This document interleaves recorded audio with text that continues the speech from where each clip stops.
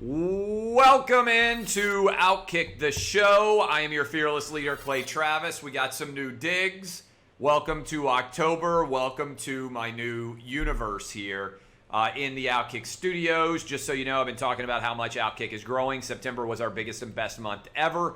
We are adding a lot more bells and whistles, a lot more studios coming, but this one is the new debut, and it comes just in time for 2020 getting really strange, even wilder than it's ever been before. The Braves won a postseason baseball series, y'all. That's how crazy 2020 already is. Right off the top here, I want to encourage you all to go sign up for OutKick VIP. You noticed how much we have been growing, how many people we've been hiring. The best thing you can do to support OutKick is to go sign up for the OutKick VIP. Right now, you will be well on your way to saving a bundle and also getting hooked up in a big way. Autographed copy of my book, VIP phone lines to call for the radio show. You'll be able to get a lot done. You'll be glad that you did it. You'll be well on your way to supporting OutKick and allowing us to continue to grow. Join thousands of your friends in the OutKick VIP right now. I mentioned it right off the top. The Braves have won a postseason series. Let me repeat and let me reiterate.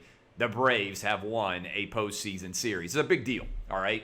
The Braves have not won a postseason series prior to this one since 2001. You heard me talking about it on the radio. I made the decision yesterday to take my 10-year-old fourth grader out of school. We watched a nearly 5-hour, unbelievable bottom of the 13th inning win. Freddie Freeman, after the Reds made the decision to pitch to him. Why would you pitch to the NL MVP when you have no necessity to do it? I don't know. But the Reds did, and thank goodness they did, because the Braves got a hit, went up 1-0. Then Ozuna got hot. Braves pull away, 5-zip win just about a half hour ago. They are now waiting to see who's going to win between the Cubs and the Marlins to know who they will play down in Houston to potentially try and advance to the NLCS. That is absolutely fantastic. I'm excited to see how the Braves do going forward. Hopefully you saw the video of my fourth grader hopping on Fox Bet Live and letting Todd Furman have it, letting him absolutely have it.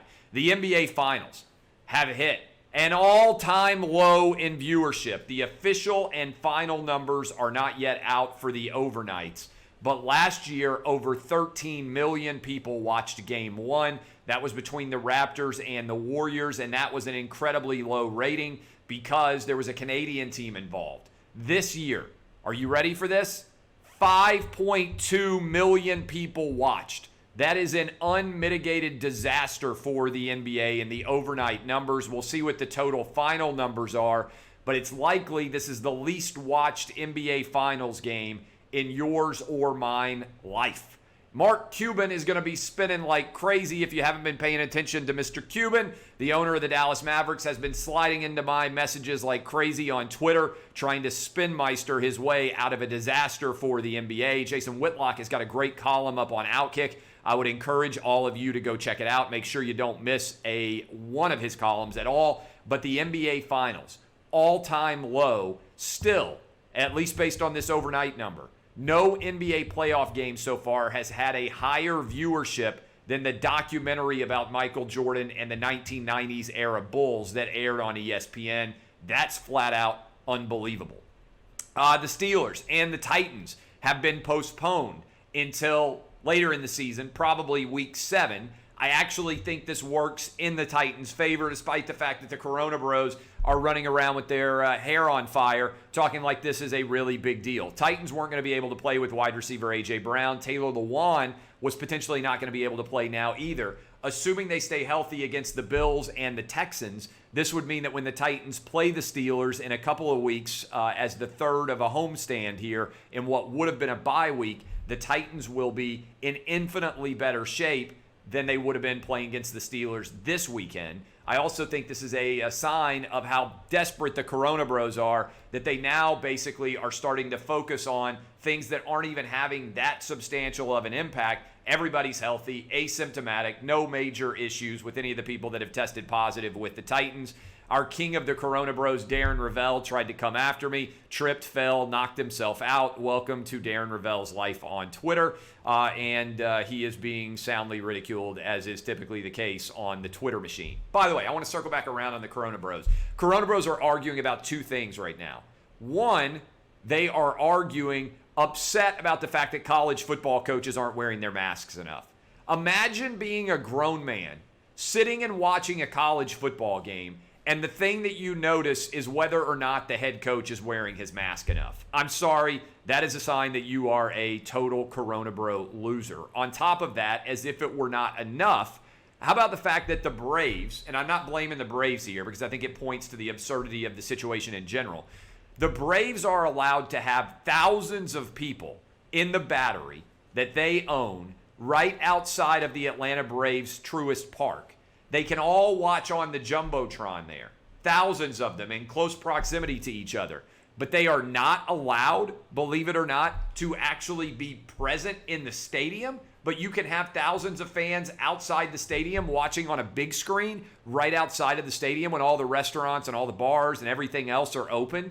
This is absolute absurdity. There is zero statistical evidence now for all jobs not to be back open, for all schools not to be back open, and for all sports to be back played. There's zero doubt about this. The only people still fighting about it are idiot Coronabros. But I thought that was an interesting window into the absurdity of how coronavirus is impacting sports. If you were watching the Braves over the last couple of days, they had massive crowds, close packed together, watching a big screen outside of the stadium, but they weren't allowed to sit inside the stadium where they might have even had more space between them and others. By the way, this has been the case for months. It was the case when we went and watched the Braves play. I didn't want to talk about it or tweet about it or discuss it because I didn't want the Coronabros to get that shut down. I don't blame Braves fans who want to be in person as close as they possibly can to their team and want to be celebrating games and hanging out and having a normal life. I do blame the absurdity of MLB rules that's allowed to happen. Cade Mays at the University of Tennessee and Joey Gatewood at the University of Kentucky are now eligible. Big additions for both programs. Well done by the SEC to make this happen. Mays will solidify already an incredibly talented Tennessee offensive line. Now we just need Jarrett Garantano to be able to make some plays. By the way, early news on the University of Tennessee. I am going to be in Knoxville for the Alabama game on October 24th. We're going to be doing an OutKick event in Knoxville. Just so you know, if you're going to be there, if you're a Bama fan, if you're a Tennessee fan, if you're a student, or if you're just someone who lives around Knoxville, that weekend of October 24th, I'll be up in Knoxville. Looking forward to going and watching University of Tennessee play Alabama and also have a couple of fun OutKick events. Maybe even sports gambling could be officially underway, potentially in Tennessee by that point. We will see. How about the Twins? The Minnesota Twins. I want to apologize to everyone out there who happens to live in Minnesota. It is unprecedented. It is unbelievable. It is without any kind of statistical possibility almost that you could lose 18 straight playoff games in Minnesota. 18 straight Major League Baseball playoff games over the last 16 years. It's like flipping a coin and having it land on heads 18 straight times or 18 straight times having it land on tails. I don't know that there is any sporting fan base more cursed right now than the Minneapolis area sports fan. One of my buddies, Scott Shapiro, who's one of my bosses at Fox Sports Radio, he put this on Twitter, and I was going to read it, make sure I didn't miss it, because I thought it was pretty interesting. Minnesota sports, and again, I'm sorry for Minnesota sports fans. The Twins have lost 18 consecutive playoff games, which is unheard of, unprecedented, and virtually impossible to pull off. The Timberwolves have advanced past the first round of the playoffs once in 31 years of existence. The Vikings are 0-4 in Super Bowls, and their last Super Bowl appearance was 44 years ago. And the Minnesota Wild have advanced past the first round of the playoffs 3 times in 20 years. Maybe in the 90s it wasn't awful, but Minnesota right now, the toughest place to live and be a fan of all 4 pro sports leagues. How about this positive news? They have finally caught the LA cop shooter in LA who walked up on the 2 police officers sitting in their cruiser, ambushed them, shot them in cold blood. It was the right decision for us to donate $10,000 to for the capture of those individuals at OutKick, that individual at OutKick, and I'm glad that they finally got caught. I would point out that the NBA stars who claim to care so much about social justice issues, I haven't seen a single Laker, I haven't seen a single Clipper. I haven't seen a single NBA player taking a stand on how unacceptable it is to shoot police officers and offering any kind of support whatsoever for the capture of that shooter of the police officers. But fortunately, OutKick puts our money where our mouth is, and we are helping you out as best we can right there. A couple of other facts and details that I want to dive into. New York Times. Do you remember when the New York Times basically fired their editor and the entire newspaper had a French Revolution when they decided that they were going to publish an op-ed by a sitting United States Senator, Tom Cotton, that argued basically that it was not necessarily a crazy idea to send in the troops to quell the riots? Well, they basically fired everybody who had any kind of normal thought process and wasn't a far left-wing loony bin at the New York Times, and maybe that's how they ended up doing this. They published today on their op-ed page an article praising China and their takeover of Hong Kong for democratic purposes. It's unbelievable.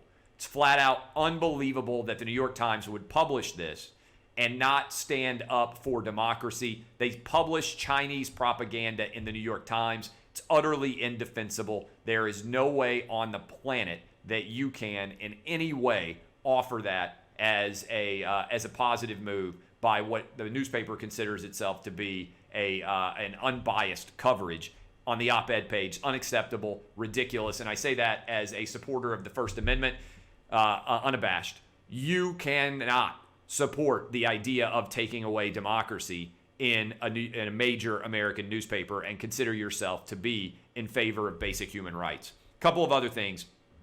City of Nashville needs to open up, and it needs to open up now. All the data is out. Less than 1% of all COVID cases have come from bars and restaurants in this city. Made no sense to shut them down. Makes no sense the restrictions that we're still under as a city. Open everything up now. The data is compelling, and there are no doubts about that at all. The latest data, again, less than 1% of all cases that have originated of COVID in the United States, in the city of Nashville, have been able to be tracked to bars and restaurants. There's not a threat there. Do you know how I know there's not a threat there? Because everybody tells me that cosmetic theater makes it so that it's perfectly safe. If I have a mask on and I wear it to my table and then I sit down and eat, it's impossible for COVID to spread that way. That's what they tell me, along with many other ridiculous, no way supported by science, basic data.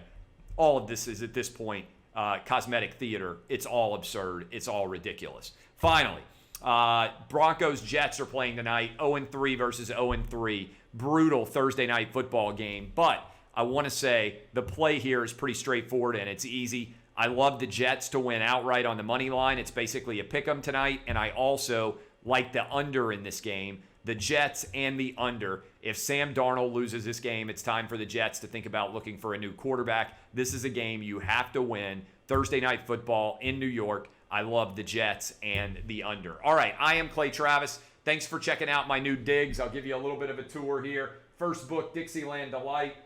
We've got OutKick right here. The logo, got an autographed guitar from Kid Rock. How much more classy can you get there?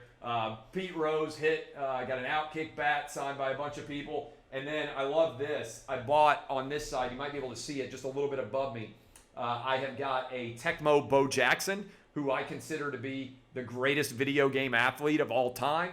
I've got an autographed picture of Tecmo Bo Jackson spiking the football. Bo Jackson signing that right there. So, I love all of you. Thank you for supporting OutKick and making September the best month we've ever had in the history of this company. Lots of great news coming your way, including a brand new awesome set. Let me know what you think of the new setup. I'll be continuing to do the same things that I've always done. I'll just look even better doing it. By the way, how about this haircut? Not bad either. I love all of you. My name is Clay Travis. DBAP unless you need to SBAP. I will see you all again soon. I will be on Fox Bet Live, breaking down gambling picks, getting you ready for the weekend. And then I'll be back with you tomorrow morning. Got a loaded Friday show for you, as we always do, 6 to 9 a.m. Eastern on Fox Sports Radio and television, like I said, on Fox Bet Live. Thank all of you. And one more time as we go to break here, DBAP unless you need to SBAP. And watch closely, haters.